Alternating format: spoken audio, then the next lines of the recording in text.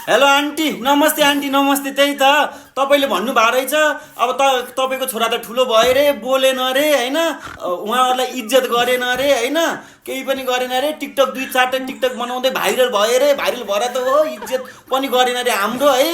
ओहो नि आन्टी कति सुनाएर पढाउनु भएको रहेछ मेरो मम्मीलाई, आम्मा। अनि हजुरको छोरा नि, हजुरको छोरा कति बोल्ने मेरो मम्मीलाई, फलफुल लिएर आउँछ होइन त, कति आउँछ कति केजी, 2 केजी। ओ यति माया गर्दो रहेछ, दिनै फोन पनि गर्छ होला मेसेन्जरमा।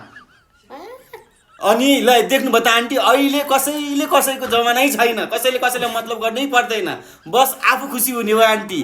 त्यही भएर टेन्सन नगर्नुहोस्, को बोल्यो को बोलेन, के गर्यो कसो गर्यो त्यो टेन्सन लिने होइन आन्टी है। राम्रोसँग बस्नु, तपाईँको छोरा नि छ, तपाईँको छोरा ओहो नि आरो मम्मीलाई है कति माया गर्छ, 2-4 केजी फलफुल लिएर आउँछ घरमा, दिनै म्यासेज पठाउँछ।